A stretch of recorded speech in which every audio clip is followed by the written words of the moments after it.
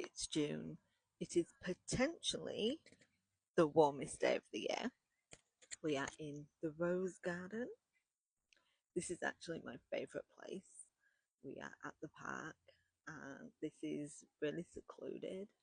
So not many people actually coming here because we have like an open space over there and the kids thing is over that way and we've got like the pond over there, so no one really comes in this part. So I'm like, this is where we want to scatter my cat's ashes. We just need to get permission to do so. So, anywho, not what we're here for to talk about. It's June, obviously. It's audiobook month, and it's open season for the Audies. I know, right? Open season. It's judging is open to submit to apply to be a judge. It's also submissions are open to submit audiobook. And I thought we could talk about it. This is going to be in parts. I'm going to do this one, which is general about the Audies. I will then do one about judging.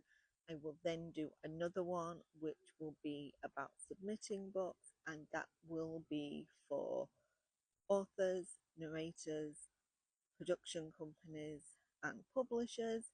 And I do urge you, if you do fall into one of those camps, to watch that if you are at all interested in it from once you submit, what it looks like from the other side of things, because there is some information that I do think you may not be aware of that may impact how you submit things going forward. So, why does it sound like someone's invading my space? I'm not liking this. I just said it was secluded. Rude.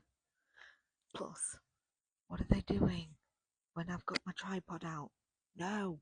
Anyway, the Audies. So if you don't know, you're new here, and that's okay if you are. Or if you're new to the community and you're like, I don't know what the Audies is, that's absolutely fine because we always find new things out. So the Audies is best described and is often is described as like the Oscars of the audiobook world. They are an award system. They do a ceremony. I know they've done it in LA and New York. I don't know if they have done it in other places. Um, they often broadcast it live on YouTube. They did it this year. They show it a lot on social media. They also do like the finals announcements on social media. So they used to do it big on Twitter. Now I know it's usually on Instagram, and they like they do the live broadcast this year. So the last couple of awards. So normally, basically, what happens is people will come up on the stage. They'll introduce who the final awards are for, like the category, who the awards are for, and then who the winner is. And then the person that wins will stand up. They'll give a little wave. People will applaud.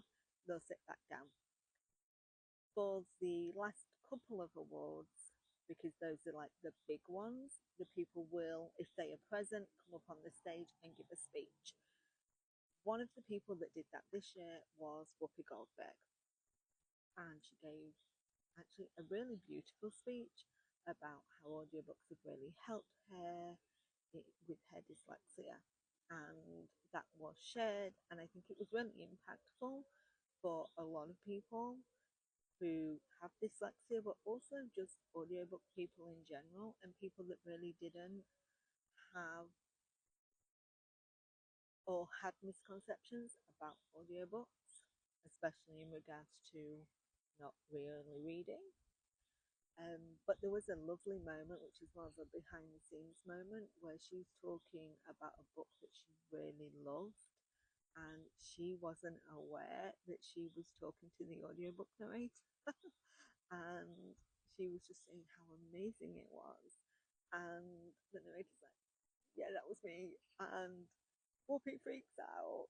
The narrator is freaking out. And I was freaking out because I love the narrator as a person. Like, I, I would call her a friend. Like, I've met her enough times. Like, I adore her. So I'm like, oh my God, I love this for her. And it was just, it was a moment. It was lovely. But anyway, so that's basically the premise of that. So the Audies are run by the APA. It is a pay to play. So if you are sat there going, why is my favourite book not nominated? It should be at least nominated. It could have been, and it just didn't make it to the finals. Or it could be that they were not in a privileged position to pay it. Now, members of the APA do get discounts to submit. However, not everybody can financially afford to be a member or afford to pay to submit, even if they are people from minorities, whether that is authors of colour, authors that are disabled, authors that are primarily indie, are less likely to be able to afford the fee than authors from more privileged backgrounds or authors that have big publishers behind them. So that is something to bear in mind. And also that it is a rigorous judging situation, and that a lot of books are submitted. So the finals generally have 5 books per category, generally. So let's talk about romance specifically, just because I have the data for that from the semi-final stage. And I only have the data because I judged the semi-finals this past year. I don't know how many overall were submitted, because books that are submitted go through the first round of judging is through the APA judging, and they decide whether they are going to go through to the semi-finals. At the semi-final stage, there were 60 romance books that made it through to semi-finals. At that semi-final stage, 7 books were put through per judge. We could choose 7 books to take through to the finals. From that, 5 books were taken through to the finals. So out of 60 books, 5 books made it through. So as you can imagine, that is crazy. So we could say, what, maybe it could have been 100, and that could be lowballing. Books were submitted, and 5 made it through. So a book you love could very well have been in there. Now, when people are judging, they are listening to